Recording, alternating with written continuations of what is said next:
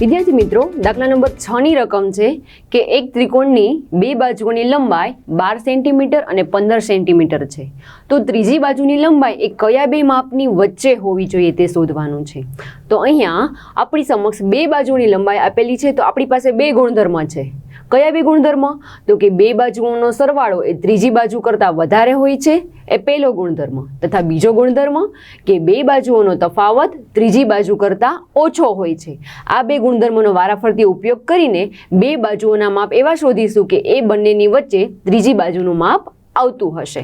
તો સૌપ્રથમ તો પહેલા ગુણધર્મનો ઉપયોગ કરીએ. આપણે જાણીએ છીએ કે અહીંયા લખીએ કે આપણે જાણીએ છીએ કે ત્રિકોણની કોઈ પણ બે બાજુઓનો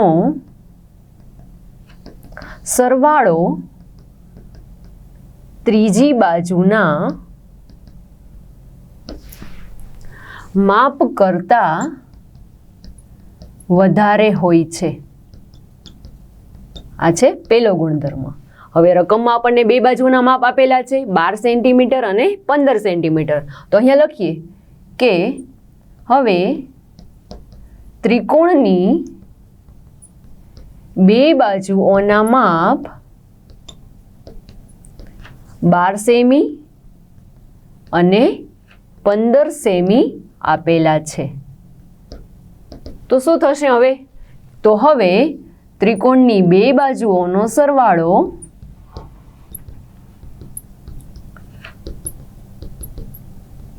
ગ્રેટર ધેન એટલે કે મોટો હોય છે. કોના કરતાં? તો કે ત્રિકોણની ત્રીજી બાજુ કરતાં. તો બે બાજુઓનો સરવાળો એટલે કે કઈ બે બાજુઓ? તો કે 12 સેન્ટીમીટર વત્તા 15 સેન્ટીમીટર ઇઝ ગ્રેટર ધેન ત્રીજી બાજુ. આ બંનેનો સરવાળો ત્રીજી બાજુ કરતાં વધારે હોય છે. 12 વત્તા 15 જે થશે 27 સેન્ટીમીટર એટલે કે 27 સેન્ટીમીટર ગ્રેટર ધેન ત્રિકોણની ત્રીજી બાજુ. હવે જો બંનેને ઉલટાવીએ એટલે કે જો બંનેને ઊંધી દિશામાં લખીએ તો શું થશે? ત્રીજી બાજુ આગળ આવી જશે. નિશાની છે એ ગ્રેટર ધેનમાંથી લેસ ધેન થઈ જશે એટલે કે વિરુદ્ધ નિશાની. Less than 27 centimetre. આનો મતલબ એવો થાય છે કે ત્રીજી બાજુનું માપ 27 સેન્ટીમીટર કરતાં ઓછું હશે. તો અહીંયા લખીએ કે અર્થાત ત્રીજી બાજુનું માપ 27 સેમી કરતાં ઓછું હશે. હવે આપણને એ તો ખબર પડી ગઈ કે 27 સેમી કરતાં ઓછું હશે, પરંતુ કયા માપ કરતાં વધુ હશે એ શોધીએ. એના માટે આપણે બીજા ગુણધર્મનો ઉપયોગ કરીએ. બીજો ગુણધર્મ કયો હતો? કે તફાવતવાળો ગુણધર્મ. તો હવે લખીએ કે આપણે જાણીએ છીએ કે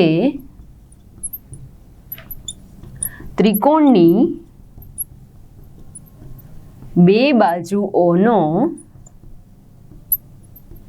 તફાવત ત્રિકોણની ત્રીજી બાજુ કરતાં ઓછો હોય છે. કેવો હોય છે? ઓછો હોય છે. સરવાળો છે એ વધુ હોય છે, તફાવત છે એ ઓછો હોય છે.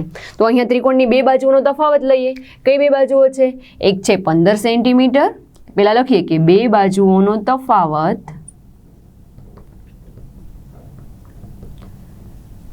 ઈ લેસ ધેન ત્રીજી બાજુ. બે બાજુનો તફાવત એટલે કે એક બાજુ છે 15 સેન્ટીમીટર, તફાવત એટલે કે બાદબાકી. બીજી બાજુ છે 12 સેન્ટીમીટર લેસ ધેન ત્રિકોણની ત્રીજી બાજુ. બાદબાકી કરીએ. 15 માઇનસ 12 એટલે કે 3 સેન્ટીમીટર.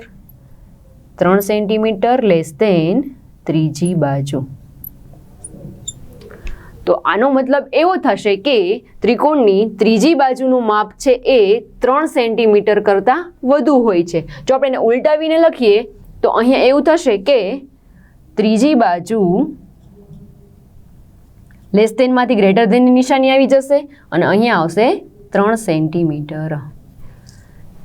તેથી વિધાનમાં લખીએ તો ત્રીજી બાજુનું માપ 3 સેમી કરતાં વધુ હશે. તો ત્રીજી બાજુનું માપ કયા બે માપની વચ્ચે આવશે? તો કે 27 સેન્ટીમીટર કરતાં ઓછું અને 3 સેન્ટીમીટર કરતાં વધુ. તો લાસ્ટમાં આપણે ફાઇનલ જવાબ લખી નાખીએ કે ત્રિકોણની ત્રીજી બાજુનું માપ 3 સેમી અને 27 સેમી વચ્ચે હશે. આ બંનેની વચ્ચેથી કોઈ પણ એક માપ છે એ ત્રીજી બાજુનું આવશે.